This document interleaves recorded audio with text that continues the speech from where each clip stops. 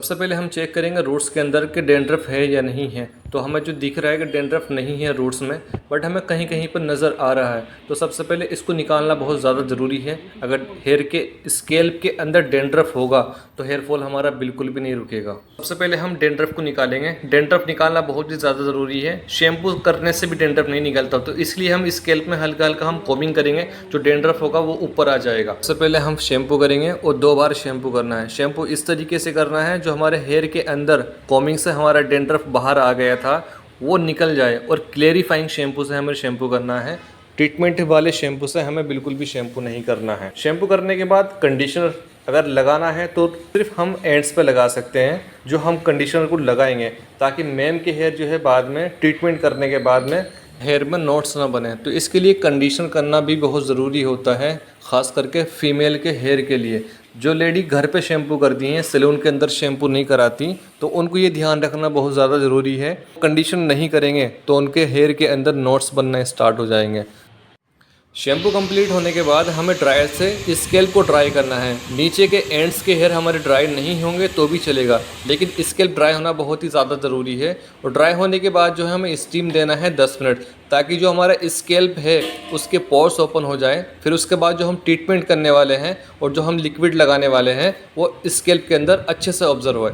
Treatment हम start कर चुके हैं। ये हमारा डर्मा रोलर है। सेक्शन हमें ऐसे ही लेना है। हेयर को हमें 2 हिस्सों में डिवाइड कर देना है और मिडल में हमें डर्मा रोलर लगाना है। सेक्शन के स्टार्ट से एंड तक 8 से 10 बार हमें डर्मा रोलर को घुमाना है। फिर उसके बाद क्रॉस में हमें घुमाना है। क्रॉस में हमें एक ही बार स्टार्ट से लेके एंड तक करना है और इससे ज़्यादा नहीं करना है, नहीं तो क्लाइंट के स्कैल्प से ब्लड आना स्टार्ट हो जाएगा और क्लाइंट हो सकता है घबरा भी जाए।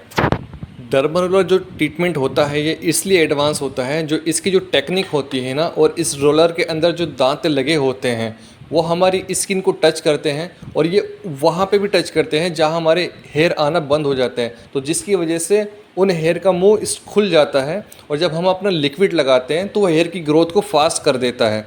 फॉल तो 100% बंद हो जाता है।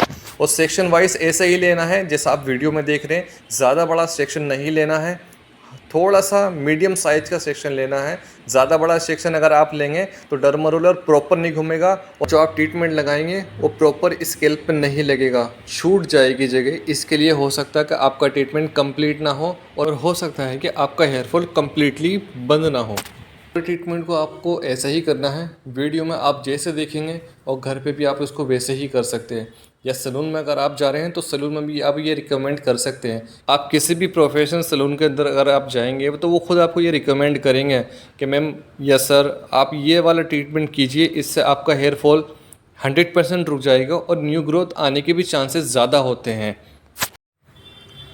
ये ट्रीटमेंट की सेटिंग करने के बाद आप इस बात का ज़रूर ध्यान रखें कि आप डायरेक्ट एसी के नीचे या फ़ैन के नीचे बिल्कुल भी 2 घंटे के लिए ना बैठें। अगर आप बैठते हैं तो ट्रीटमेंट का असर कम हो जाता है, तो जिसकी वजह से हमें रिज़ल्ट प्रॉपर नहीं मिल पाता है। अगर आप सैलून के अंदर ट्रीटमेंट करेंगे तो सैलून वाला ये आपको ज़रूर बताएगा 2 घंटे आपको फ़ैन या एसी के नीचे बैठना अवॉइड करना है, और आपको अपने स्कैल्प को कवर करके रखना है। अगर आप सैलून में जाएंगे तो वो आपको शावर कैप देंगे, 2 घंटे तक आपको उसको पहन कर रखना है। इसको जितनी ज़्यादा हीट मिलेगी ये उतना अच्छे से काम करेगा।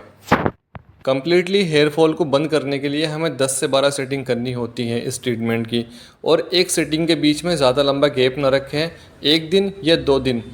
तीसरे दिन आपको सेटिंग करनी है, नहीं तो जो सेटिंग हमने पहले की थी उसका असर कम हो जाता है। तो इसके लिए सेटिंग के बीच में हमें गैप, बहुत बड़ा गैप नहीं रखना है।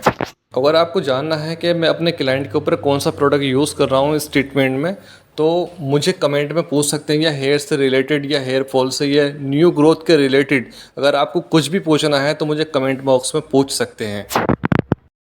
यहाँ पे मैंने लेफ़्ट साइड का सेक्शन स्टार्ट कर दिया है। लेफ़्ट साइड में भी ऐसा ही करना है जैसे हमने राइट साइड में किया है।